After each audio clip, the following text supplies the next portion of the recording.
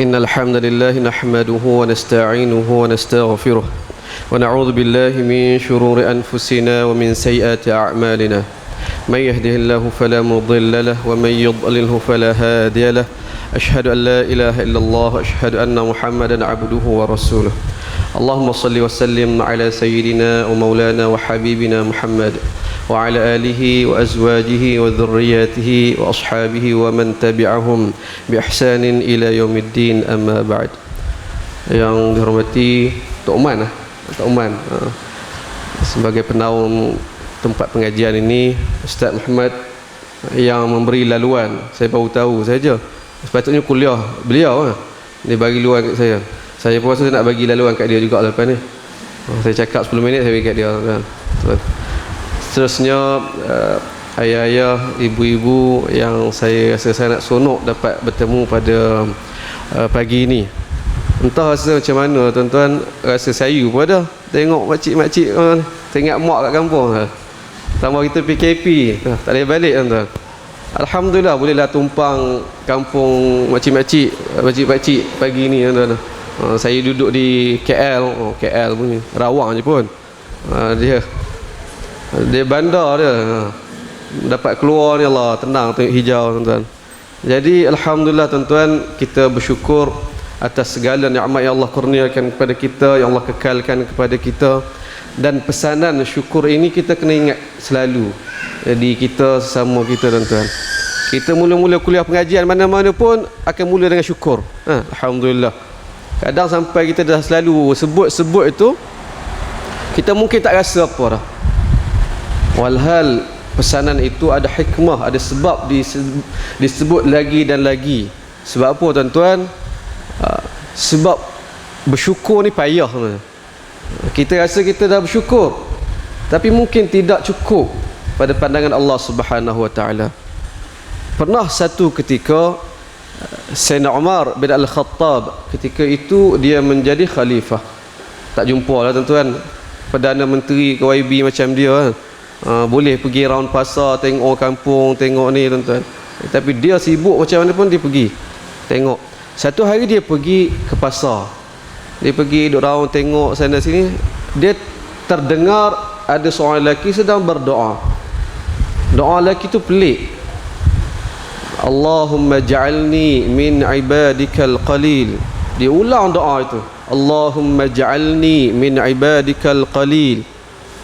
Tuan-tuan belajar bahasa Arab sini kan. Maksud dia, kalau salah tegur saya tuan-tuan.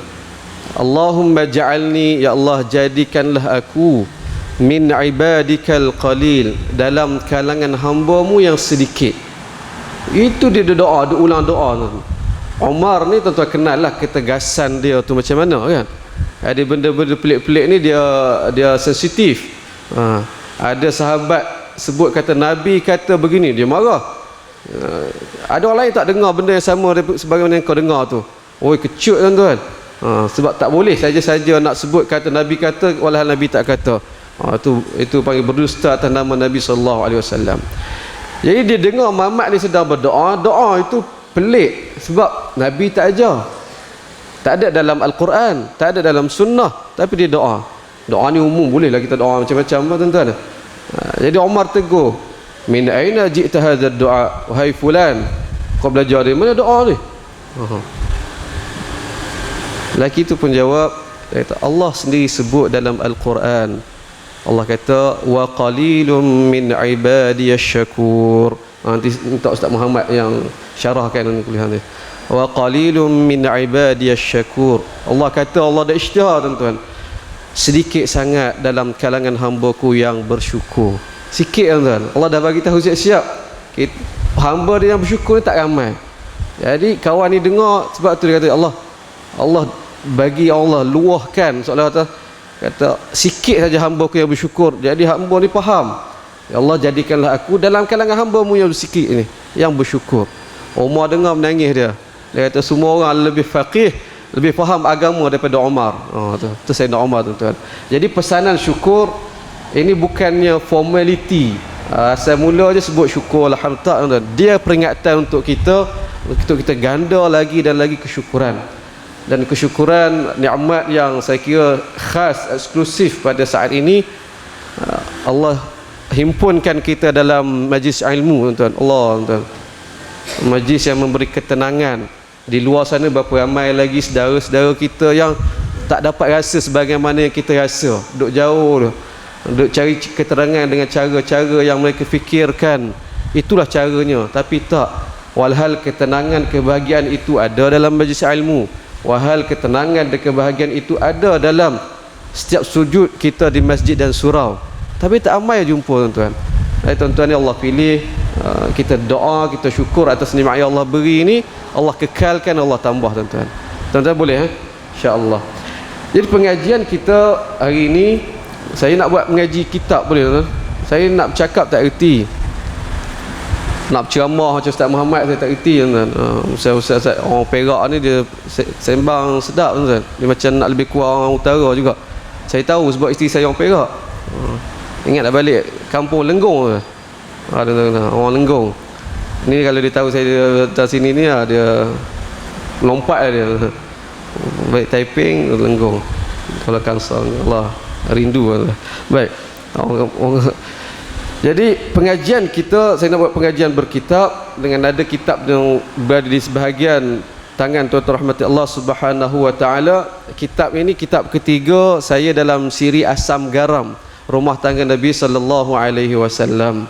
Buku yang ketiga ini menghimpunkan hadis-hadis babak Nabi sallallahu alaihi wasallam dengan ahli keluarga Nabi yang ramai. Kita kena tahu tuan-tuan rahmati Allah, kita mencintai Nabi, antara syarat kesempurnaan mencintai Nabi sallallahu alaihi wasallam ialah mencintai ahli keluarga Nabi, tuan-tuan.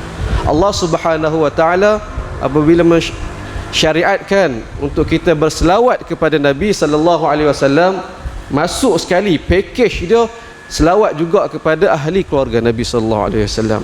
Yang tu kita baca dalam tasyahud kan. Allahumma salli ala sayyidina Muhammad wa ala ali Muhammad. Dia termasuk. Jadi kita kena kenal. Cinta ni takkan hadir, takkan keluar kalau kita tak kenal, tuan-tuan Allah. Jadi ini usaha kita untuk memenuhi tuntutan agama, mencintai Rasulullah sallallahu alaihi wasallam dengan cara mencintai ahli keluarga Nabi, sebelum itu dengan cara mengenali ahli keluarga Nabi sallallahu alaihi wasallam. Begitu, tuan-tuan. Jadi kitab ni kalau nak baca tak habis-habis, tuan-tuan, 13 bab pun tak habis. Saya tengok tuan-tuan ramainya ibu-ibu teringatkan mak. Hari ni saya nak pilih tajuk ibu-ibu. Boleh, tuan-tuan? Bab 1, kita masuk bab 1, muka surat 4, tuan-tuan boleh pergi terus. Saya ingat kita buat pengajian berkitab, nak lebih laju kita fokus kepada teks itu sendiri. Dengar tak? Yang wakaf pun siapa nak boleh wakaf. Boleh? Ada? Tak ada ya? Baik. Kena beritahu. Saya minta maaf, kitab tak cukup. Ada nak kita tak cukup. Tak apa, yang tak cukup, tuan-tuan, ada sedikit. Ada orang dia berhajat, dia wakafkan buku. Jadi saya pergi mana-mana, berat pun saya kena bawa, tuan-tuan. Pengajian saya buat berkitab ni, minta siapa yang nak dia baca, dia ambil untuk baca. Tapi lepas pada tu minta dipulangkan. Syekh Nazir baru beritahu saya bawa 10, pergi tak tahu ke mana. Ustaz, asal buku Ustaz ada 9 saja. Padahal tak nombor dah tu. Tak pulang, mungkin tak ingat sebagainya. Ini hajat orang wakaf kan, saya kena sampaikan. Jadi tuan-tuan minta kalau yang tak ada buku boleh ambil untuk kita baca sama-sama. Tuan-tuan rahmat Allah Subhanahu wa taala, bab yang kita pilih pada pagi ini ialah bab 1, bab ibu-ibu Nabi sallallahu alaihi wasallam. Tuan-tuan mungkin tertanya-tanya, Nabi kan mak dia mati kecil lagi. Masa Nabi kecil mak dia meninggal. Mana datang mak-mak Nabi ni? Ini kita akan kenal, tuan-tuan. Nabi ni sebagai teladan yang sempurna. Jadi bagaimana kita nak tahu, nak belajar bagaimana cara nak berbakti kepada ibu? Kalau Nabi SAW tak tunjuk, Rasulullah tunjuk, Rasulullah bagi tahu kena buat baik, buat baik. Bagi tahu ni mudah. Saya nak bagi tahu tuan-tuan kena buat ni mudah. Nak buat tu benda yang lain pula, tuan-tuan. Nabi kesempurnaan akhlak, kesempurnaan teladan Nabi SAW. Nabi tak cakap saja, Nabi tunjuk. Lalu bagaimana Nabi nak tunjuk cara berbakti kepada ibu, walhal ibu Nabi SAW, ibu kandung Nabi, dah meninggal ketika Nabi kecil lagi. Allah gantikan dengan beberapa orang insan yang Nabi nobatkan mereka sebagai ibu-ibu Nabi SAW. Jadi kalau kita baca hadis-hadis bab-bab Nabi dengan insan-insan ini, itulah cara Nabi berbakti kepada ibu. Kita ambil contoh dari situ. Begitu tuan-tuan. Baik, kita tengok, kita kenal insan yang pertama, muka surat 4. Fasal Fatimah binti Asad. Pernah dengar tuan-tuan? Fatimah binti Asad. Ini ibu pertama Nabi yang kita nak kenal pada hari ini. Asam garam 1, tajuknya Ayuh pergi kepada ibuku. Diriwayatkan bahawa Jabir bin Abdullah bercerita, suatu hari ketika kami duduk-duduk bersama Rasulullah sallallahu alaihi wasallam, tiba-tiba datang seseorang lalu berkata, "Wahai Rasulullah, ibu Ali, Ja'far dan Aqil baru saja meninggal dunia." Nabi dengar tu, Nabi lantas bersabda, "Qumu ila ummi." Jom pakat-pakat kita pergi tengok ibu saya. Tuan. Maka kami pun bangkit. Semua keadaan manusia pada ketika itu seolah-olah ada burung di atas kepala masing-masing. Khusyuk, senyap. Tak kala kami tiba di muka pintu Nabi SAW, Nabi menanggalkan baju baginda lalu bersabda, "Apabila kamu selesai memandikannya, hamparkan baju ini di bawah kain kafannya." Dari kitab Wafaul Wafa. Tuan-tuan rahmati Allah Subhanahu wa taala. Kita baca riwayat yang kedua terus. Nabi SAW pernah bersabda, "Innahu lam yakun ahadun ba'da Abi Talibin abarra bi minha." Selepas Abu Talib, tidak ada orang yang lebih baik terhadap saya lebih daripada beliau. Menuju kepada ibu Nabi ni, Fatimah binti Asad. Jadi saya memakaikan jenazahnya dengan baju saya ini supaya kelak beliau dipakaikan dengan hiasan-hiasan syurga. Saya turut berbaring di dalam kuburnya dengan harapan semoga ujian kuburnya diringankan. Ini ada dalam kitab Siyar A'lamun Nubala. Tuan-tuan rahmat Allah Subhanahu wa taala. Kita kenal hari ini salah seorang ibu ataupun manusia yang Nabi panggil ibu, nama dia Fatimah binti Asad. Pernah dengar tuan sebelum ni? Saya mengaku tuan-tuan, saya belum kenal Fatimah binti Asad, hanya setelah buat kajian ni baru kenal tuan-tuan. Jadi saya tahu daripada tuan-tuan barulah tak sampai dalam tak sampai setahun pun mengakulah tuan-tuan. Baru kenal juga tuan-tuan.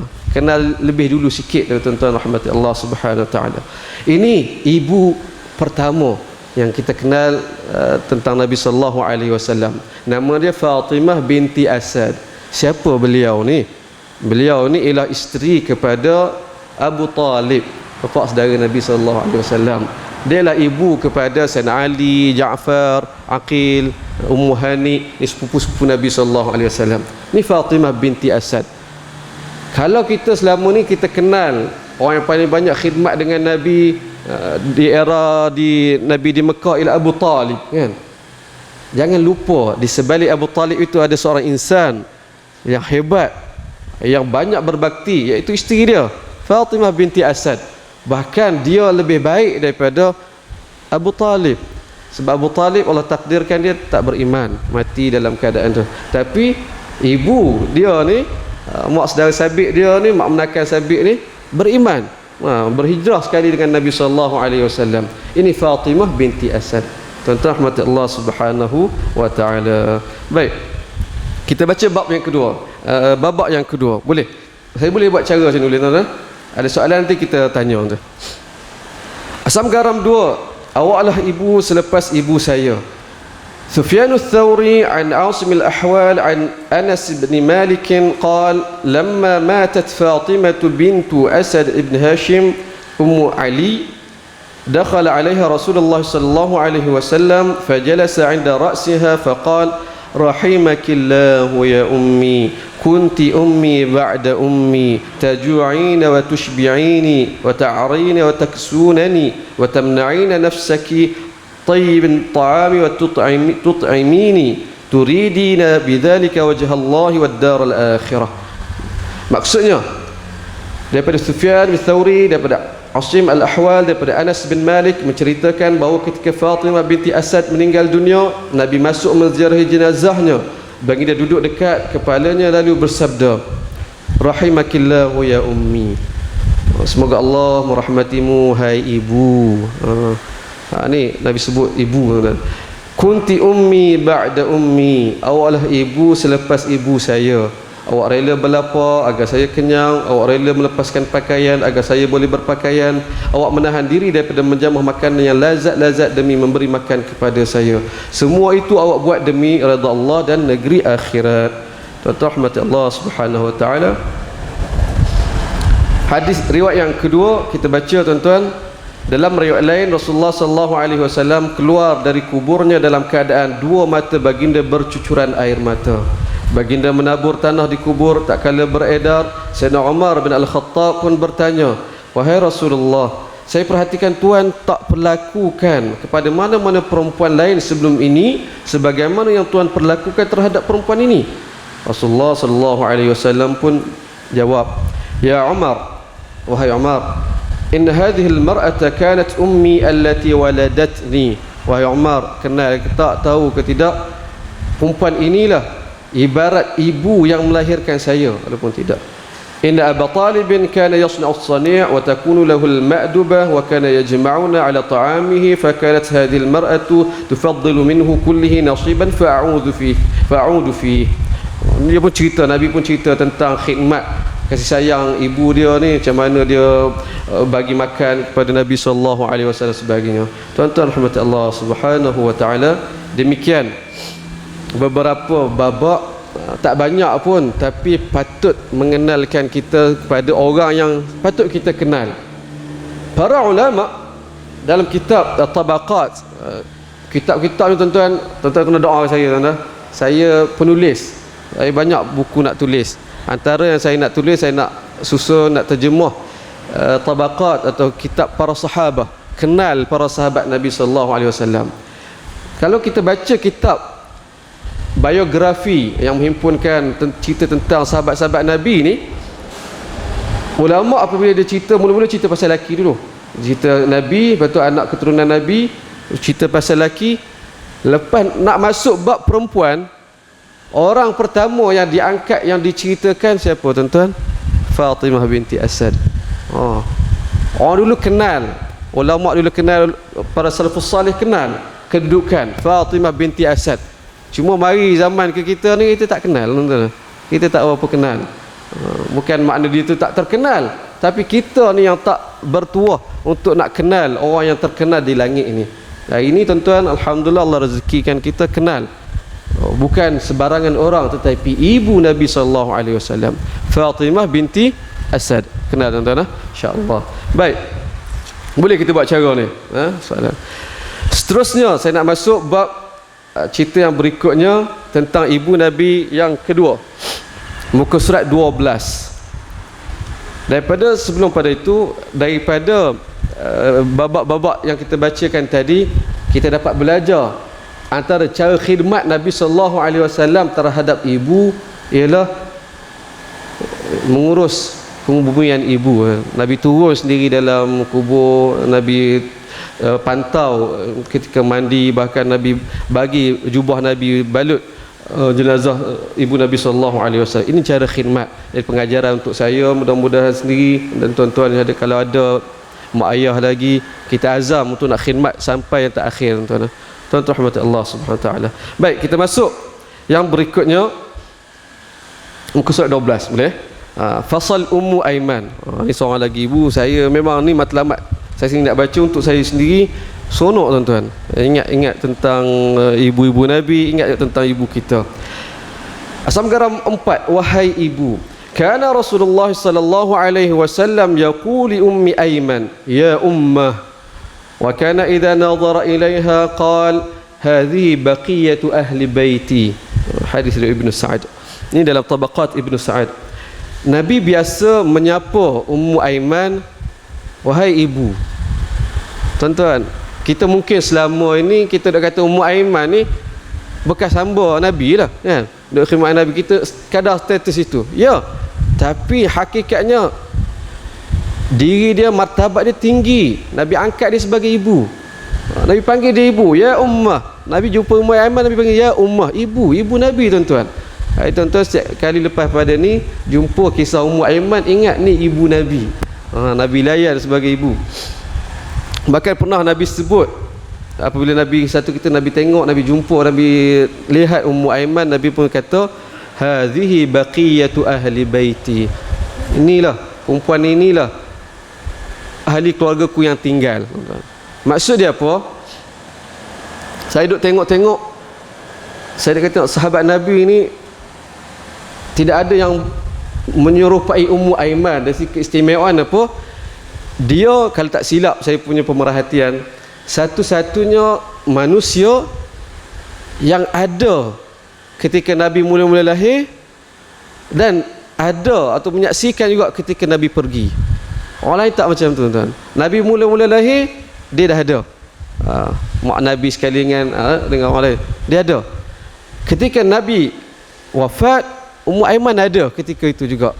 Tak ada macam tu, tuan-tuan. Saya duk kira 2-3 orang duk cuba banding, tak ada. Ada orang mungkin bersama ketika Nabi wafat, ramai. Tapi masa Nabi mula-mula lahir tak ramai, tuan-tuan. Orang dekat-dekat saja. Tapi Ummu Aiman ada, tuan-tuan. Istimewa dia. Jadi Nabi sebut, inilah ahli keluargaku yang masih ada. Sebab daripada kecil Ummu Aiman berkongsi pengalaman dengan Nabi SAW, dengan mak, dengan ayah Nabi, dengan datuk Nabi, kan? Seorang-seorang pergi, mak ayah Nabi, datuk Nabi. Tinggal-tinggal yang ada ni, masa Nabi berhijrah ke Madinah, siapa? Ummu Aiman. Itu Nabi sebut, hadhihi baqiyatu ahli baiti. Ini sajalah ahli keluargaku yang masih ada. Tuan-tuan rahmati Allah. Baik, ini daripada riwayat ini kita dapat tahu bahawa Ummu Aiman antara insan yang Nabi panggil ibu. Kita baca hadis yang berikutnya. Qala Ibnu Syihab. Saya baca terjemahan terus, tuan-tuan, boleh? Ibnu Syihab berkata, berkenaan Ummu Aiman ibunda Usamah bin Zaid, beliau pada asalnya hamba kepada Abdullah bin Abdul Muttalib. Dia asalnya hamba kepada ayah Nabi SAW. Beliau berasal dari Habsyah. Ketika Aminah melahirkan Rasulullah SAW, setelah kematian ayah baginda, Ummu Aiman yang mengasuh Nabi sehingga baginda besar. Perhatian di situ. Ummu Aiman yang asuh Nabi SAW. Setelah dewasa, Rasulullah pun memerdekakannya, kemudian baginda menikahkannya dengan Zaid bin Harithah. Zaid bin Harithah ni anak angkat Nabi SAW. Saya nak sentuh sedikit, kita nak faham tentang kesempurnaan akhlak dan teladan Nabi SAW. Nabi, anak laki Nabi, anak kandung Nabi semua meninggal masa kecil lah, kan? Lalu bagaimana umat dia nak belajar cara Nabi didik anak lelaki? Nabi ada anak perempuan besar. Tapi anak lelaki Nabi semua meninggal waktu kecil, kan? Macam mana kita nak kata Nabi ajar didik anak lelaki macam mana? Saya anak lelaki 4, tuan-tuan. Yang kalau ada rezeki incoming ni baru je scan, lelaki juga 5 orang lepas ni, tuan. Mak saya dia kata duk banding dengan adik-adik yang saya semua yang ramai lelaki, dia kata tak ada lagi yang seligat anak saya lelaki. Boleh bayang. Duduk di taman saya kat rumah tu, memang orang kenal anak saya. Diligat dia lain macam. Jadi cabaran tu ada, anak lelaki cabaran dia ada tersendiri. Jadi kalau kita sebagai umat Nabi SAW, kita nak tengok, nak tunjuk, nak cari macam mana Nabi didik anak lelaki. Lalu kita kata anak Nabi semua mati kecil. Tu mati kat situ, tuan-tuan. Tak. Walhal Allah ganti tempat anak lelaki Nabi SAW dengan anak angkat. Itu Zaid bin Harithah. Jadi nanti ada bab tentang anak angkat Nabi SAW. Kat situ kita boleh belajar, macam ni cara Nabi didik anak lelaki. Begitu, tuan-tuan. Ini Zaid bin Harithah. Nabi kahwinkan dengan Ummu Aiman. Ummu Aiman meninggal dunia selepas 5 bulan Nabi wafat. Hadis riwayat Muslim. Nabi pergi dulu, baru Ummu Aiman pergi 5 bulan. Dan sebulan lepas pada Ummu Aiman pergi, yakni 6 bulan selepas Nabi meninggal dunia, anak Nabi pula pergi, kan? Fatimah. Tuan-tuan rahmati Allah. kita sebut ulang dan ulang lagi, Nabi ni Allah uji, dan akhlak Nabi kita akan nampak terselah pada ujian yang Nabi lalui tuan-tuan. Nabi kematian 6 orang anak, 6 orang anak. Nabi ada 7 orang anak, 6 meninggal ketika hayat Nabi SAW. Seorang je hidup, Fatimah. Itu pun lepas 6 bulan dia pun pergi tuan-tuan. Ini Nabi SAW. Jadi dia jadi penguat untuk kita umat Nabi SAW. Jika diuji dengan hal yang seumpama kematian anak seorang dua, kita ingat Nabi SAW. Nabi bukan seorang dua, bukan 3, 6 tuan-tuan. Allah, begitu tuan-tuan. Jadi daripada hadis ini kita dapat, habis masa dah Ji? Dia tak dengar, kurang je lah. Allah, kena pegang ni kot lah. Tak bagi tahu, tak bagi tahu, tak dengar. Allah, saya rasa ingat semua dah menusukkan hati semua, tak. Baik,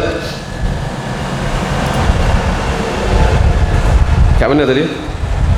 Nabi asuh Nabi sejak kecil. Cerita pasal Ummu Aiman, dia yang mengasuh Nabi SAW sejak kecil lagi. Tuan-tuan, kita pergi muka surat 14, kita baca riwayat kedua dalam tajuk ini. Ada muka surat 14. Qala na'am ana yawma idzin ibnu 8 sinin. Qalat Ummu Aiman ra'aitu Rasulullah sallallahu alaihi wasallam yawma idzin yabki khalfa sariri Abdul Muttalib. Allah, tuan.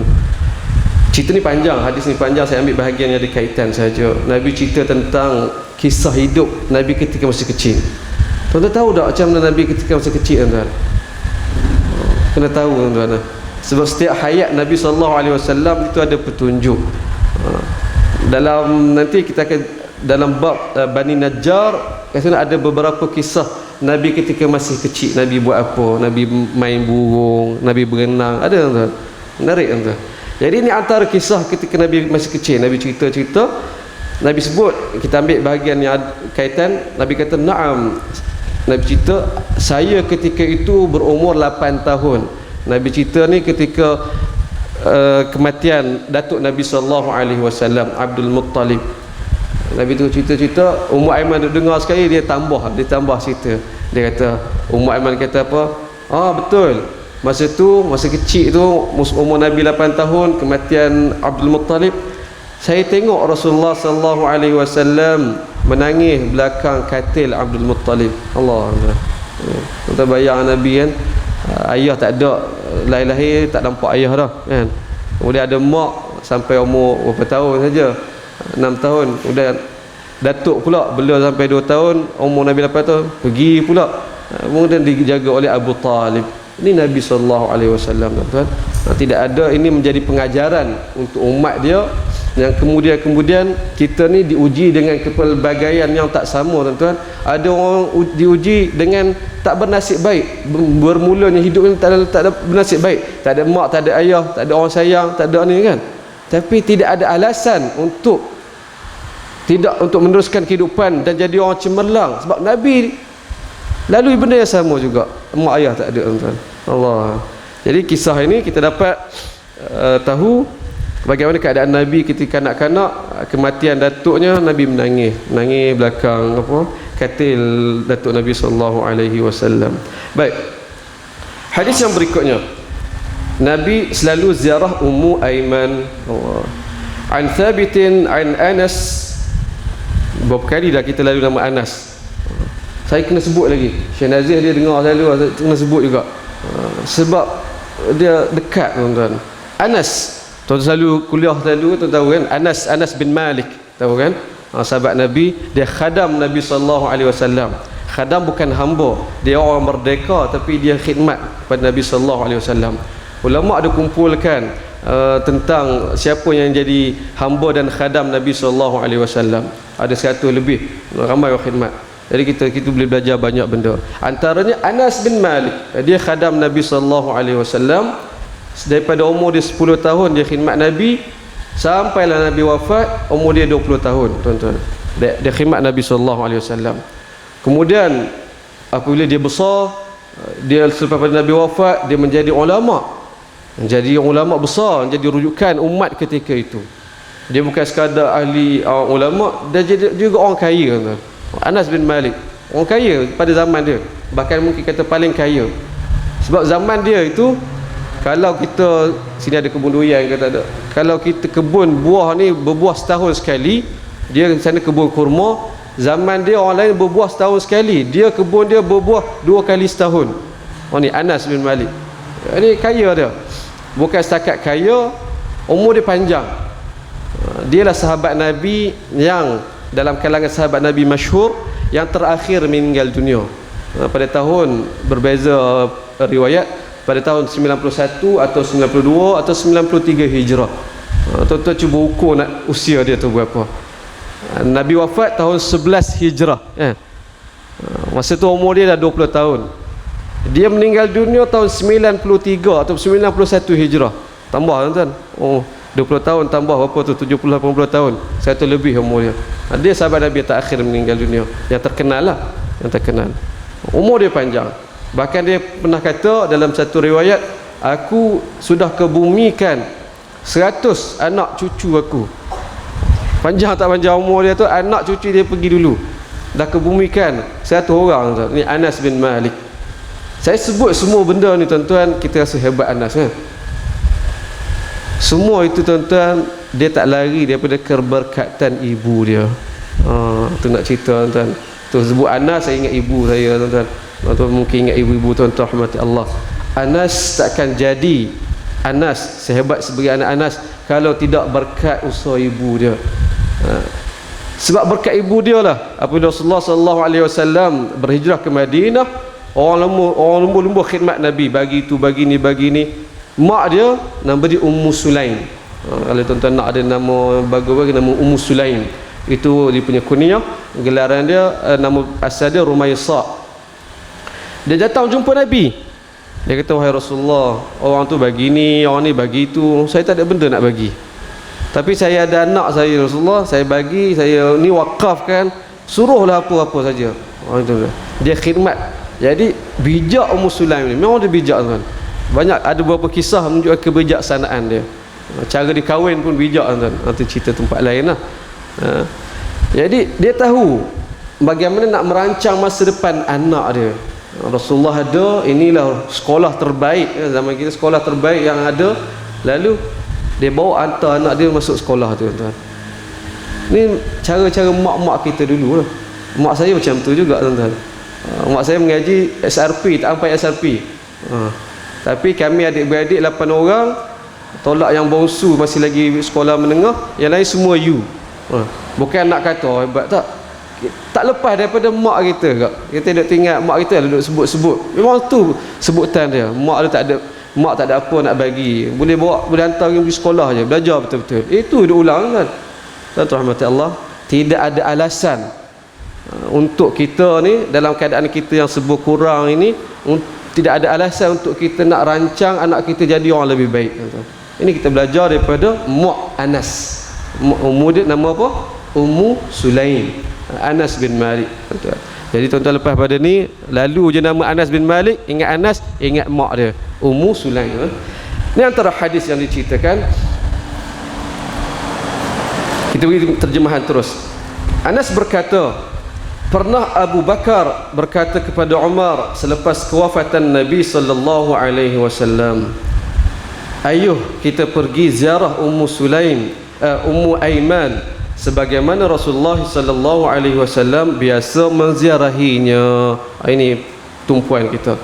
Abu Bakar suatu hari, ini dah era lepas Nabi dah wafat, dia ajak sahabat baik dia Umar, kata, Umar, jom kita pergi ziarah Ummu Aiman. Teringat zaman Nabi ada dulu, Nabi selalu pergi ziarah Ummu Aiman. Jadi ni poin penting dia, Nabi selalu ziarah ibu tuan-tuan. Jadi kalau kita masih ada lagi mak ayah, kita ambil sunnah ni, kita ziarah ibu ayah kita tuan-tuan, rahmat Allah. Saya pun teringat nak balik kampung tu kan. Jadi Sayyidina Abu Bakar dan Sayyidina Umar pun pergi. Kemudian sebaik kami sampai di rumahnya, beliau menangis. Abu Bakar, Umar, Anas yang mungkin ada juga ketika itu datang ziarah Ummu Aiman. Tengok Ummu Aiman menangis. Lalu Abu Bakar dan Umar bertanya, mengapa menangis? Ma yubkiki, mengapa ibu menangis? Sebab apa menangis?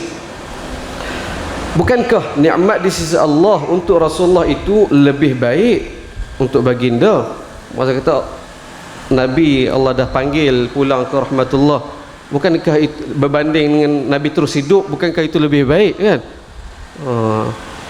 Mana Abu Bakar, Umar salah mempertikaikan Ummu Aiman. Apa saya duk sedih sangat? Memanglah sedih, tapi seolah-olah tak redha Nabi pergi itu, macam tak boleh terima kan? Bukankah Nabi pergi jumpa Allah Subhanahu Wa Taala, kembali ke pangkuan Allah, itu lebih baik bagi Nabi sallallahu alaihi wasallam? Ummu Aiman jawab apa tuan-tuan? Allah, dia menjawab, ma abki alla akuna a'lam anna ma 'inda Allah khairun li Rasulillah sallallahu alaihi wasallam. Aku menangis bukan sebab aku tak tahu, aku tak sedar yang memang yang lebih baik untuk Nabi ialah Nabi dipanggil ke pangkuan Allah Subhanahu Taala. Aku tak menangis bukan sebab itu. Walakin abki anna al-wahya qad inqata'a min as-sama'.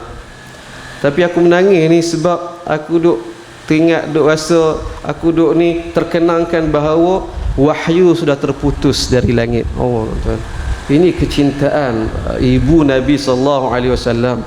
Tuan-tuan rahmat Allah, kita cinta Nabi kena sama dengan cara sahabat Nabi cinta Nabi sallallahu alaihi wasallam. Bagaimana tuan-tuan? Tak salah kalau kita cinta pada batang tubuh Nabi, pada kehebatan Nabi, ya. Tapi sahabat Nabi pun macam tu, tetapi mereka lebih buat. Dan ini kecintaan yang Nabi hendak, iaitu mencintai agama Nabi sallallahu alaihi wasallam. Tuan-tuan, sahabat Nabi dicinta kepada Nabi sallallahu alaihi wasallam, mereka buat apa tuan-tuan? Mereka keluar dari Madinah. Berapa ramai yang meninggal di Syam, berapa ramai yang meninggal di Mesir. Bahkan ibu saudara Nabi Ummu Haram, seorang ibu saudara Nabi dari Najjar, meninggal di pulau Sesilis. Tuan-tuan, bukan duduk Madinah. Kita rasa cinta, dan memang ada hadis pun, kalau boleh kita mati di Madinah, kita mati di Madinah ya. Kita rasa nak duduk di nak pergi Madinah kan. Oh tuan-tuan, rindu tuan-tuan. Saya pun rasa rindu kalau dapat boleh pergi lagi ke Madinah kan. Mudah-mudahan Allah angkat segera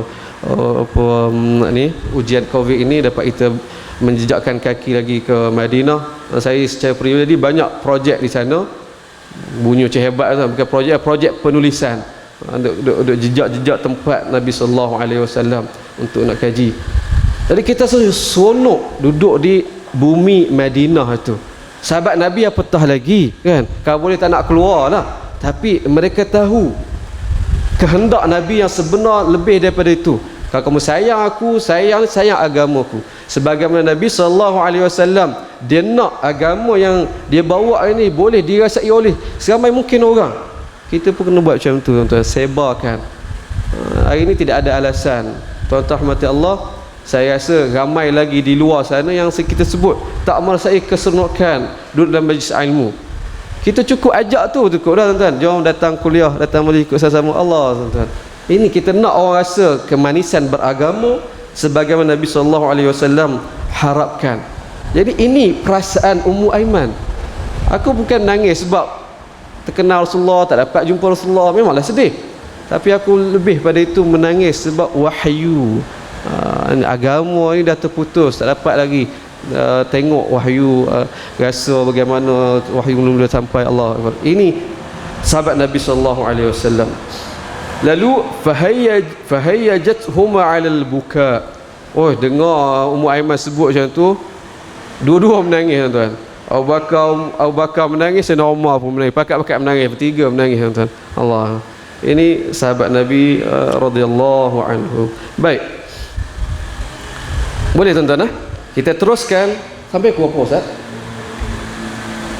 Awal lagi kita habis ni, habis saya nak habiskan cerita pasal Ummu Aiman. Boleh? Muka surat 17, Nabi hadiahkan ladang kurma. Oh, ni besar ni sunnah Nabi ni.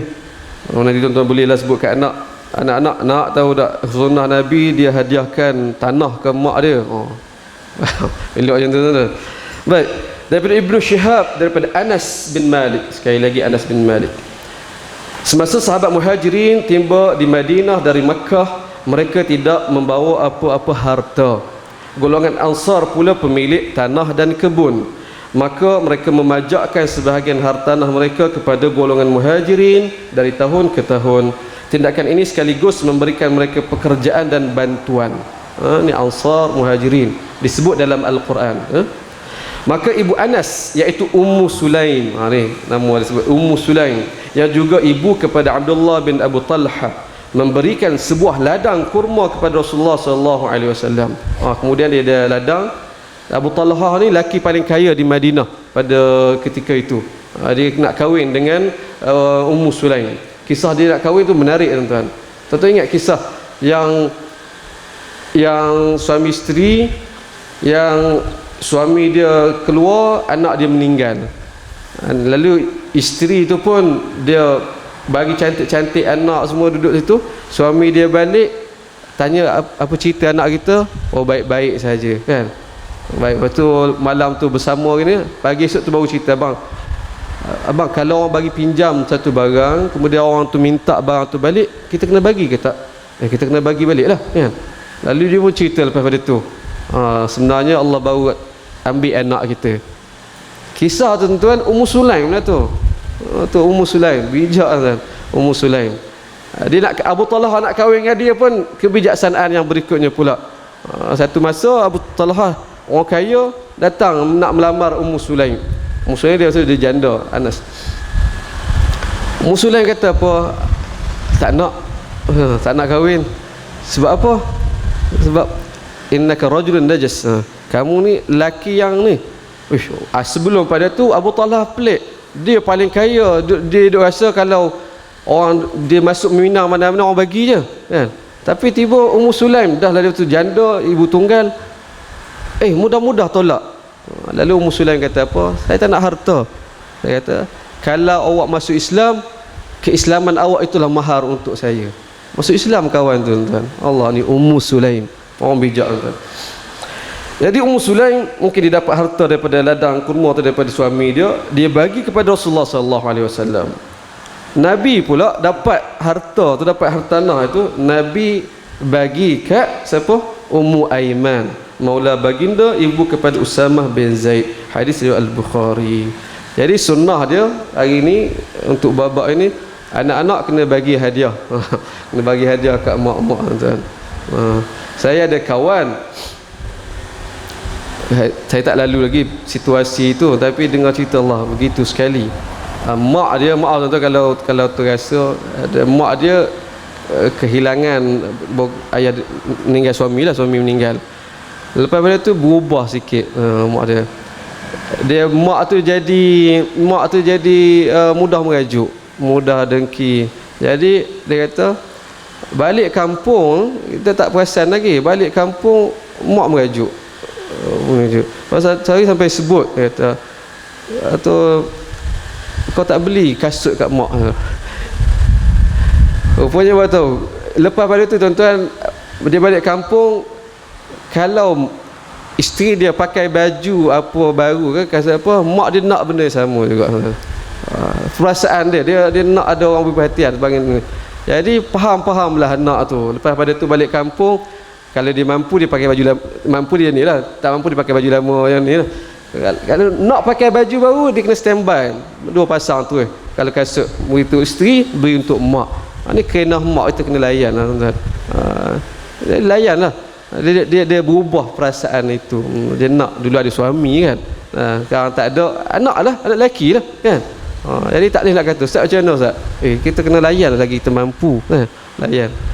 Ini tuan-tuan, ini sunnah, bagi hadiah kat ibu. Nabi bagi ladang.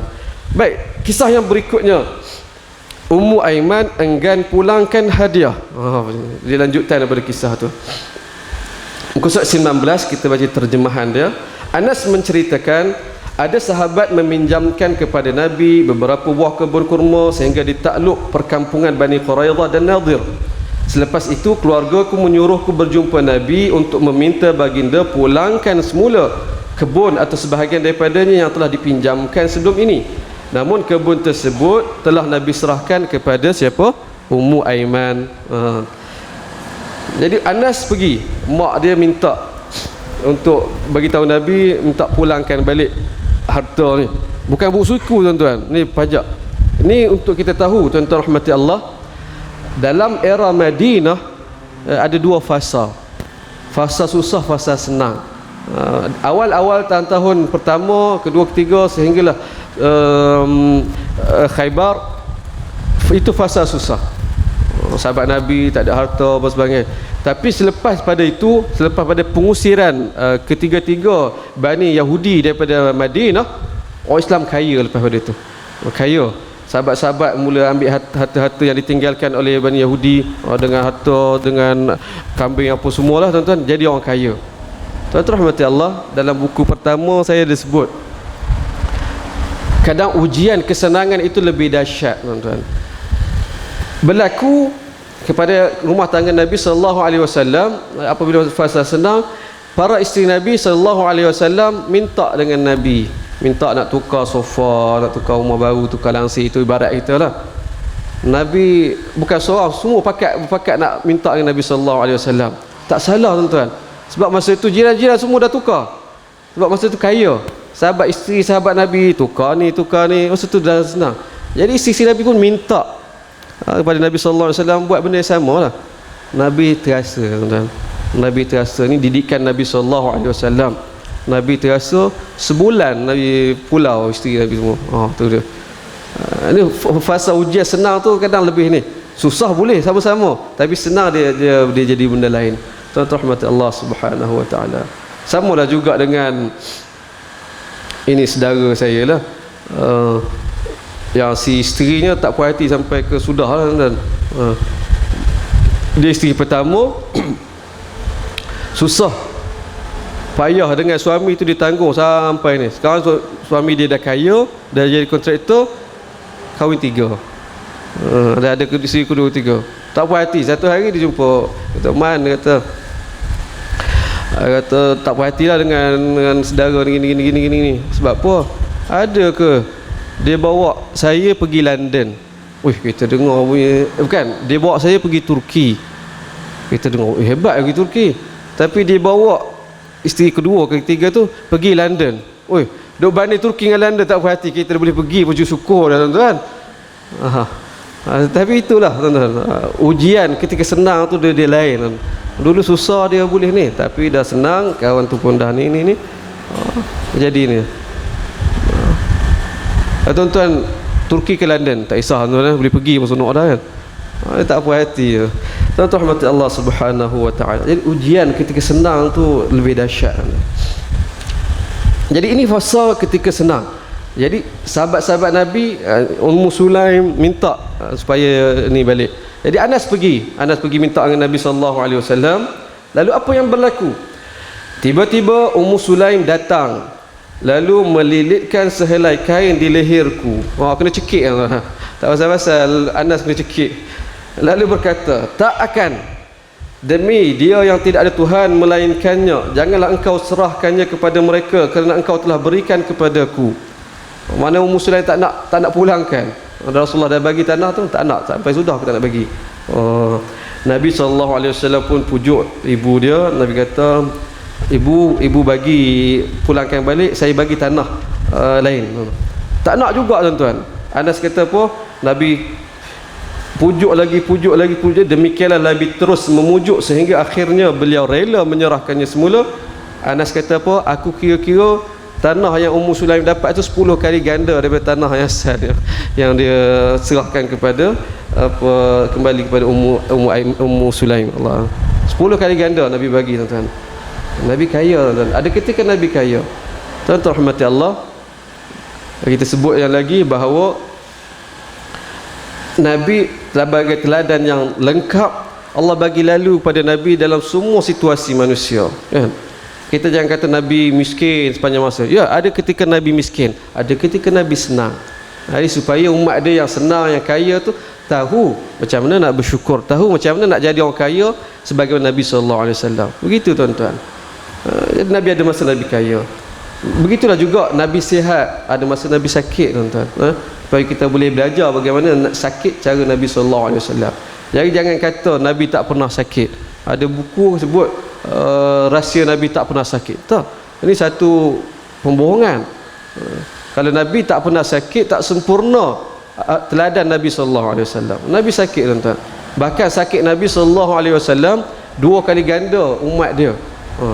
Kalau kita panas 37, 8 tu panas sakit kepala dah, 2 kali ganda itu tuan. Nabi sallallahu alaihi wasallam. Jadi kita tak ada alasan untuk nak mengeluh. Nabi sallallahu alaihi wasallam 2 kali ganda sakit pada kita pun boleh tahan. Tuan-tuan rahmati Allah Subhanahu wa taala. Baik, itu kisah dia. Boleh seterusnya, boleh teruskan lagi tuan-tuan. Saya senyap, saya bimbang juga. Ada soalan? Ada muka soalan? Kita teruskan insya-Allah. Ni menarik. Muka surat 21. Nabi carikan jodoh untuknya. Jadi ini sunnah, ini akhlaknya anak antara khidmat dengan ibu atau bapa kena carikan jodoh untuk mak kita, untuk ayah kita. Ada sebab dia. Jangan duk ni. Ada orang anak-anak tak nak bagi ayah berkahwin lagi. Dia tak rela ni. Begitulah sebaliknya. Tapi tidak tuan. Yang sebetulnya kita kena fikir kebajikan ayah ibu kita. Antara cara, kalau tak ada, carikan pasangan untuk boleh buat sembang paling kurang. Yang ini yang dilakukan oleh Nabi sallallahu alaihi wasallam. Kita baca riwayatnya sekali lalu. Sufyan bin Uqbah berkata, Ummu Aiman sentiasa melayan dan berkhidmat kepada Nabi sallallahu alaihi wasallam.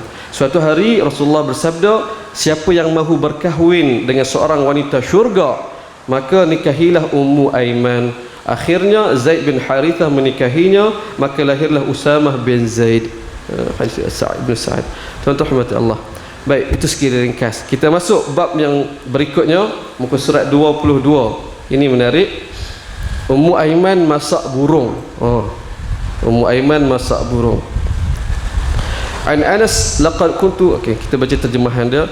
Anas, sekali lagi Anas bin Malik menceritakan, dulu aku kerap menjadi pelayan Rasulullah sallallahu alaihi wasallam.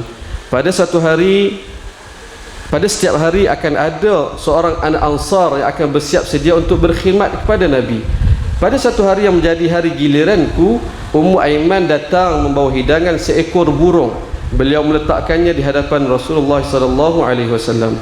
Maka Rasulullah sallallahu alaihi wasallam pun bertanya, "Wahai Ummu Aiman, dari mana dapat cerita burung ni?" Beliau pun menjawab, "Burung ini saya tangkap, jadi saya masakkan untuk awak." Hadis Al-Hakim dalam Mustadrak. Tuan-tuan, ini kasih seorang ibu kan. Kita pun rasa macam tu juga. Adik-beradik pun balik kampung, semua dah plan dah nak minta mak masak apa. Yang tu minat ni, mak kita pun layan. Sehinggalah sekarang ni akhir saya baru terfikir, kita ni asyik balik kampung, kita duk kata nak rasa air tangan ibu kan. Sampai bila? Mungkinkah kita kata kita kena tiba masa untuk ibu rasa air tangan kita pula? Jadi beberapa tahun dah kebelakangan ni kita dah berubah sedikit. Kita balik kampung, kita rancang menu untuk kita masak. Saya mi kuah saya boleh buat lah. Mak saya suka. Nak lawan masakan ibu yang tak boleh lah. Tetap nak. Tapi kita fikir kena timbal balas. Kita rasa air tangan ibu pun nak rasa juga air tangan apa anak dia. Kita bawa menu-menu yang tak pernah ibu ayah kampung rasa kan. Antara kalau saya bawa terus apa bekas steamboat, balik tu steamboat. Itu yang ibu ayah kita mungkin tak rasa di kampung. Tuan-tuan, jadi kena bagi tahu ke anak-anak, mak nak rasa juga air tangan kamu. Kalau ada. Tuan-tuan rahmat Allah Subhanahu wa taala. Jadi Ummu Aiman masak burung pada Nabi sallallahu alaihi wasallam. Allah, siap ditangkap sendiri lagi. Kat kampung saya ada lagi, kalau balik kampung tu ada lagi makcik-makcik yang duk mancing tepi parit. Tengok makcik tu seronok. Jadi mungkin tuan-tuan tangkap ikan darat apa kan, masak gulai ikan darat. Seronok juga tu, best. Baik. Kita baca hadis yang berikutnya. Ni tajuk dia agak menakutkan juga tuan-tuan. Nabi kena marah. Macam mana cerita ni? Nabi kena marah. Muka surat 24, kita baca terjemahan. Anas bin Malik sekali lagi menceritakan, Rasulullah sallallahu alaihi wasallam pergi ke rumah Ummu Aiman dan saya turut serta bersama baginda. Di sana Ummu Aiman menghulurkan sebekas minuman kepada baginda sallallahu alaihi wasallam. Anas kata apa? Saya tak pasti ketika itu Nabi tolak tu sebab Nabi puasa ataupun betul-betul Nabi tak nak. Maknanya kan Ummu Aiman hidang kepada Nabi sallallahu alaihi wasallam minuman. Nabi tolak, Nabi tak nak. Apa yang berlaku tuan-tuan? Lantas Ummu Aiman pun marah-marah dan membebel dengan Nabi sallallahu alaihi wasallam. Hadis riwayat Muslim. Dah besar tua-tua pun kena marah juga kan. Ni biasa, normal kehidupan Nabi dan ahli keluarga, biasa sebagaimana kita. Jadi kalau besar-besar saya tuan-tuan, mak marah bebel tu taklah terasa hati sangat. Nabi besar pun, Nabi hebat pun kena marah juga, kena bebel. Itu biasa tuan-tuan Allah Subhanahu wa taala. Jangan lihat itu sebagai apa biadab ni. Kalau kita tak kenal, kalau tuan-tuan baca hadis ni tak kenal Ummu Aiman tu sebenarnya ibu Nabi sallallahu alaihi wasallam, mungkin kita fikir biadab dengan Nabi ni. Sebab kita dah ingat Ummu Aiman tu Ummu Aiman. Tapi kita tahu, sekarang dah tahu Ummu Aiman tu ibu Nabi sallallahu alaihi wasallam. Jadi bebel marah-marah ni lah ibarat ibu membebelkan anak-anak. Kena kasih sayang sebagainya. Tuan-tuan rahmati Allah Subhanahu wa taala. Baik. Yang berikutnya, Nabi mengusik ibu. Ni. Muka surat 25. Muhammad bin Qais menceritakan, suatu hari Ummu Aiman datang kepada Nabi sallallahu alaihi wasallam lalu berkata, "Bawalah ibu naik tunggangan. Mak nak naik juga kereta." Nabi pun menjawab, "Boleh, saya akan bawa ibu naik anak unta." Kemudian Ummu Aiman membalas, "Wahai Rasulullah, anak unta mana larat nak bawa saya? Saya tak nak naik anak unta. Saya nak naik unta betul lah." Nabi berkata, Nabi balas balik, "Tak, saya nak bawa ibu naik anak unta je." Nabi bergurau dengan beliau. Rasulullah sallallahu alaihi wasallam bergurau namun hanya menunjuk perkara yang benar sahaja. Semua anak unta ialah statusnya lah, semua unta ialah anak kepada unta kan. Itu Nabi maksud Nabi. Memang Nabi nak bagi unta biasa, tapi Nabi bergurau nak bagi ni anak unta. Unta besar macam mana pun dia memang anak kepada unta ibu dia.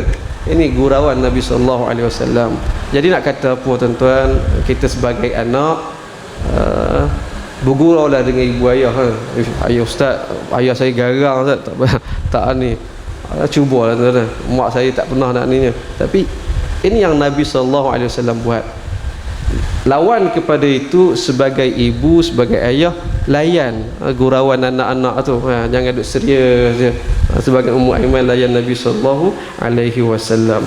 Tuan-tuan rahmati Allah. Baik, kita baca ini babak yang terakhir. Saya berhenti setakat ini. Kalaulah Nabi lihat cucu beliau.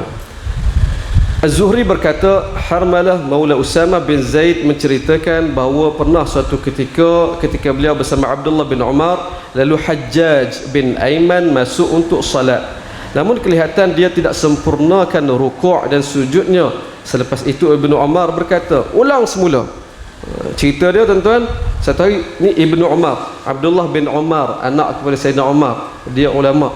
Dia ni dari hubungan dengan Nabi ialah adik ipar Nabi tuan-tuan. Kakak dia Hafsah binti Umar, isteri Nabi. Abdullah ni adik dia. Jadi adik ipar Nabi sallallahu alaihi wasallam. Bukan orang lain-lain tuan, bukan orang biasa-biasa, bukan orang luar ni. Sahabat-sahabat Nabi kalau kita mengaji tahu ni, ahli keluarga Nabi dekat-dekat tuan-tuan. Kita kena ada pandangan itu. Jadi Abdullah bin Umar satu hari dia tengok Hajjaj bin Aiman. Hajjaj bin Aiman bin Ummu Aiman. Yang Ummu Aiman, nama dia Ummu Aiman kan, sebab anak sulung dia tu nama Aiman, atau panggil Ummu Aiman. Dia kahwin dengan suami sebelum pada ni. Jadi Hajjaj bin Aiman ni cucu Ummu Aiman. Jadi Hajjaj bin Aiman ni masuk solat, budak tuan-tuan, solat tunggang langgang macam tu. Ummu Aiman ni Ibnu Umar tengok, dia kata, "Ulang semula." Semasa beredar, Ibnu Umar bertanya kepadaku, pada Harmalah, "Siapa budak ni?" Aku pun beritahu, "Oh, budak itulah Hajjaj bin Aiman bin Ummu Aiman." Lantas Ibnu Umar berkata, "Law ra'a hadha Rasulullah sallallahu alaihi wasallam la ahabbahu." Kalaulah Rasulullah tengok budak ni, mesti baginda suka. Ni. Kata, kemudian dilanjutkan, Ibnu Umar pun kata, beliau pun menceritakan tentang kecintaan baginda sallallahu alaihi wasallam terhadap keturunan Ummu Aiman. Nabi sayang Ummu Aiman ni, Nabi sayang keturunan dia. Zaid bin Harithah suami dia, kemudian Usama bin Zaid, Aiman dan sebagainya, Nabi sayang. Dan tentu kita kenal Ummu Aiman dikahwin dengan anak angkat Nabi Zaid bin Harithah, lahir anak nama dia Usamah bin Zaid. Usamah bin Zaid ini terkenal pada hayat Nabi sallallahu alaihi wasallam sebagai hibbun Nabi sallallahu alaihi wasallam, sebagai buah hati Nabi sallallahu alaihi wasallam. Sampaikan ada orang dia nak bukan kata rasuah, tapi dia nak kabel melalui Nabi, dia akan pergi melalui Usamah bin Zaid. Pernah berlaku peristiwa ada seorang perempuan mencuri, kena tangkap, nak kena hukum. Lalu dia berunding, macam mana kita nak minta Nabi ni tak hukum perempuan ni. Keluar idea, orang lain tak boleh buat, yang boleh cakap ni siapa? Usamah bin Zaid. Orang pun pergi bagi tahu Usamah bin Zaid, kata Usamah tu sembanglah dengan Nabi, kata ni lepaskan perempuan ni sekian. Usamah pun pergi kan, pergi jangan. Nabi pun marah. Nabi kata, sekalipun Fatimah binti Rasulullah mencuri, aku potong tangan. Ini hukum Allah Subhanahu Wa Taala. Usamah dengar tu, Allah kena dia tu. Tu kena. Ni nak katanya Usamah bin Zaid ni kedudukan dia Nabi sayang. Orang pun tahu dia sayang, guna Nabi untuk dekati Nabi sallallahu alaihi wasallam. Yang saya nak bagi tahu ya dia tuan-tuan, dia ni rupa dia macam mana. Usamah bin Zaid ni hidung peset, rambut anggur. Tu dalam riwayat sebut. Dia orang hitam, dia mengikut belah mak dia. Ayah dia orang Arab, ada Zaid bin Harithah. Mak dia Barakah ni, Ummu Aiman tu orang Habsyah, orang hitam. Jadi lain-lain keluar anak tu orang hitam tuan-tuan. Pernah masa Nabi sallallahu alaihi wasallam di Madinah di Mekah mengerjakan haji, Nabi lambat keluar. Orang tahu Nabi tengah tunggu Usamah bin Zaid. Orang boleh tunggu lambat sikit. Kemudian Usamah Zaid baru sampai. Orang sampai kata, lah budak macam ni Nabi tunggu. Orang hina tu. Tapi Nabi SAW tidak melihat rupa paras. Nabi lihat kepada hakikat. Nabi hargai keturunan Ummu Aiman, sebab jasa-jasa banyak disumbangkan kepada Nabi sallallahu alaihi wasallam. Tuan-tuan rahmati Allah, saya ingat saya nak berhenti setakat ini sahaja. Secara rumusan dia pagi ini alhamdulillah Allah rezekikan kita kenal dua orang ibu Nabi kan. Fatimah binti Asad, yang kedua Ummu Aiman. Kita kenal kisah dia, kita ingat-ingat balik sunnah Nabi, akhlaknya, adab sebagai anak dan juga bagaimana sebagai ibu. Tuan-tuan rahmati Allah Subhanahu taala. Saya tak nak panjang lebar, setakat itu saja. Boleh Ustaz nak tambah tak? Boleh. Saya buka soal jawab kalau ada. Ada soalan? Saya suka soalan. Tuan-tuan tanya je soalan, saya boleh jawab tuan-tuan. Biasa jawapan banyak pun saya jawab tak tahu. Itu pun jawapan. Macam mana? Ya. Tiga orang ibu Nabi. Kita ada satu bab, satu soal lagi yang kita tak sentuh, iaitu Safiyah binti Abdul Muttalib. Itu mak saudara Nabi sallallahu alaihi wasallam. Mak saudara ni pada taraf ibu. Itu soal. Tolak tiga ini ada beberapa orang lagi yang saya tak jumpa riwayat Nabi panggil dia ibu, tapi dia statusnya ibu Nabi sallallahu alaihi wasallam. Antaranya Ummu Haram, dia ialah ibu saudara Nabi sebelah ibu Nabi. Dia adik-beradik susuan dengan Nabi sallallahu alaihi wasallam. Kita akan jumpa nanti di babnya ahli keluarga besar Nabi sallallahu alaihi wasallam. Nabi tidur di rumah Ummu Haram. Tu kalau kita tak faham, saya mula-mula tak tahu sebab apa Nabi tidur rumah perempuan. Hadis yang Nabi tidur berpeluh, lalu ada orang kutip peluh tu kan. Yang kutip peluh tu dia kakak dia, Ummu Haram. Siapa kakak dia tu? Perempuan tu. Kita tak kenal. Saya mula tak kenal. Siapa perempuan ni? Nabi tidur, dan ini menjadi tomahan kepada Nabi juga. Orang kata Nabi tidur rumah orang, perempuan, suami tak ada. Rupanya bila kita kaji, baca banyak-banyak, baru tahu dia mak saudara Nabi. Mak saudara Nabi jauh tuan-tuan. Bahkan dia ialah adik-beradik susuan dengan ibu Nabi sallallahu alaihi wasallam. Dan itulah rumah Nabi sallallahu alaihi wasallam paling kerap pergi ziarah di Madinah. Bukan orang lain tuan-tuan rahmati Allah, ya. Kemudian ada beberapa orang lagi. Ada soalan? Ada soalan apa? Tak ada. Angkat tangan tu. Kita ada hadiah. Siapa kalau ni siapa ada hadiah, siapa ada soalan dapat hadiah bagi. Tak ada. Kalau tak ada tak apa, bukan paksa ustaz ni paksa taklah. Tak. Saya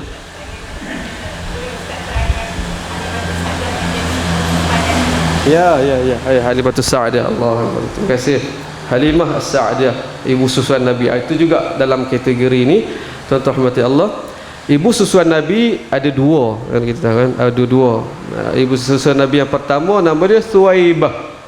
Thuwaibah. Dia ialah hamba kepada Abu Lahab. Abu Lahab taja ibu ni Thuwaibah ni jadi ibu susuan Nabi sallallahu alaihi wasallam yang pertama. Lepas pada tu barulah ibu Nabi sallallahu alaihi wasallam cari ibu susuan lain, itulah kenal Halimah As-Sa'diyah, kan. Tuan-tuan rahmati Allah, ala-ala sebut boleh tak kita baca satu dua kisah Halimah As-Sa'diyah di tentang babak ke ipar-dua Nabi, cucu Nabi, keluarga susuan Nabi sallallahu alaihi wasallam. Muka surat 350. Siapa yang ada buku muka surat 350. Kita nak baca tajuk saja tuan-tuan, sebab saya nak pancing ibu-ibu ayah-ayah sekalian untuk teruskan mengkaji, teruskan membaca. Kita kenal keluarga Nabi sallallahu alaihi wasallam, mudah-mudahan kita lebih cinta pada Nabi sallallahu alaihi wasallam. Baik, saya baca tajuk saja. Bab 11, keluarga susuan Nabi sallallahu alaihi wasallam. Bab pertama yang saya letakkan tajuknya ibu susu pertama Nabi sallallahu alaihi wasallam. Kita sebut tadi ibu susu pertama Nabi, nama dia Thuwaibah. Dia ada kisah dia bagaimana dia menyusukan Nabi sallallahu alaihi wasallam. Kemudian yang berikutnya tajuk Nabi jejak ibu susunya. Yang dimasukkan dalam hadis ini ialah Thuwaibah juga tuan-tuan. Ya. Nabi jejak ini nak menunjukkan ini akhlak Nabi sallallahu alaihi wasallam. Kita ada, kalau lah zaman-zaman kita ada ayah angkat, ada ni kan, mak angkat, kita duduk jauh, kita kena jejak tuan. Ibu Nabi jejak. Nabi duduk di Madinah, Nabi cari ibu susu Nabi ni.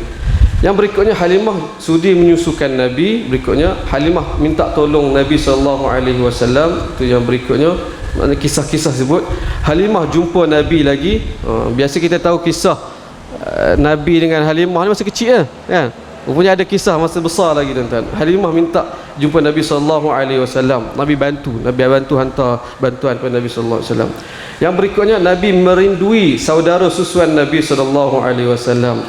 Kat sini kita akan tengok kisah Nabi ketika masih kecil. Yang terakhir saya kira Nabi gigit kakak masa kecil. Nakal juga Nabi masa kecil. Muka surat 360 Nabi gigit kakak masa kecil. Dia adik-beradik, anak kepada Halimah Sa'diyah ada beberapa orang. Antaranya Syaimah, dia masuk Islam kemudian. Dia ni masa Nabi duduk dalam keluarga dia, dia dah besar, dia bantu Nabi, bantu mak dia, tolong tengok Nabi ni. Satu hari dia dukung Nabi, entah macam mana bergaduh je, Nabi gigit dia. Nabi gigit dia. Jadi akhir nanti tuan-tuan dalam perang Taif, tawanan ni, antara yang ditawan ialah ahli keluarga Nabi sallallahu alaihi wasallam, Syaimah tu sendiri. Jadi dia kena tawan, orang duk ni, orang kata saya ni kakak Rasul kamu. Orang tak percaya. Lalu orang bagi tahu kepada Nabi Rasulullah, ni ada orang perempuan dakwa kakak kamu Rasulullah. Nabi pergi, Nabi mungkin tak kenal lah ketika itu. Apa bukti dia? Nabi kata, apa bukti kamu yang kamu katakan tu? Dia pun tunjuk tempat kena gigit, melekat sampai besar tuan-tuan. Melekat sampai ke tu tempat yang Nabi gigit dia. Nabi dengan Allah, Nabi pun ihtiram dia sekian ini Allah. Ini Nabi sallallahu alaihi wasallam. Tuan-tuan rahmati Allah, sonok kita tahu tuan-tuan. Itu Halimah Sa'diyah. Secara saya bagi lebih sikitlah. Terima kasih soalan. Tak ada soalan lain. Tuan-tuan baca dengan saya sikit saja. Saya harap lepas ni tuan-tuan baca sendiri tuan-tuan. Minta Ustaz Muhammad kuliahkan lagi ke. Boleh saya tumpang pahala tuan-tuan rahmati Allah SWT. Ada soalan? Assalamualaikum warahmatullahi wabarakatuh. Waalaikumsalam. Menunjuk sikit-sikit saja. Di sini tadi kita dalam tanggal. Tadi kita soalan yang Nabi ajukan kepada sahabat siapa yang dia itu. Lepas tu tampak menerangkan kawani karena Nabi kita terdekat. Warna Rupa-rupanya kita di akhir zaman ni. Jadi macam mana ciri-ciri kita untuk menjadikan sahabat-sahabat yang dirindu oleh Rasulullah? Kalau boleh minta penjelasan supaya kita dapat membawa diri kita, mengubah diri kita menjadi sahabat yang dirindu, umat yang dirindu oleh Rasulullah. Allah, terima kasih Haji, terima kasih Allah Amr. Soalan yang sangat baik. Tuan-tuan rahmatullah, Nabi pernah sebut pada sahabat Nabi SAW ketika hayat Nabi, aku merindui ikhwan, aku merindui saudara-saudaraku. Sahabat Nabi dengar, kami di depan Nabi ni, kami lah saudara Nabi. Tak, Nabi kata, antum sahaba, antum ashabi, kamu sahabat-sahabatku. Walakin ikhwani, tetapi saudara, ikhwan, gelaran saudara, orang yang datang kemudian selepas kamu, yang tak berjumpa dengan aku tapi merindui untuk nak jumpa aku. Nabi dah lebih rindui kita, tuan-tuan Allah. Kita gelaran kita ikhwan. Nabi gelar kita ikhwan, rakan-rakan Nabi SAW. Tuan-tuan rahmati Allah, saya nak sebut sedikit saja daripada soalan daripada Haji. Kita tak perlu tengok jauh, tuan-tuan. Nabi pernah sebut, ini peringatan untuk saya sendiri, kita ni banyak-banyak bersembang, bercakap ni ujian lebih lagi, tuan-tuan. Nabi kata khairukum li ahli wa ana khairukum li ahli. Nabi kata orang yang terbaik dalam kalangan kamu, mana orang yang paling baik ialah orang paling baik dengan ahli keluarganya, dan saya orang terbaik dengan ahli keluarga saya. Tuan-tuan rahmati Allah, kita mungkin terlepas pandang, kita hadis ni macam biasa, tuan-tuan, tapi rupanya dia standard yang lebih tinggi, tuan-tuan.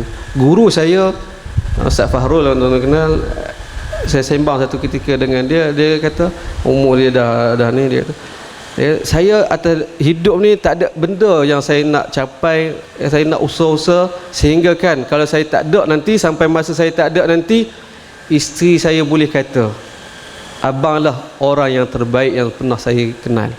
Begitu, tuan. Dia kata sebab apa?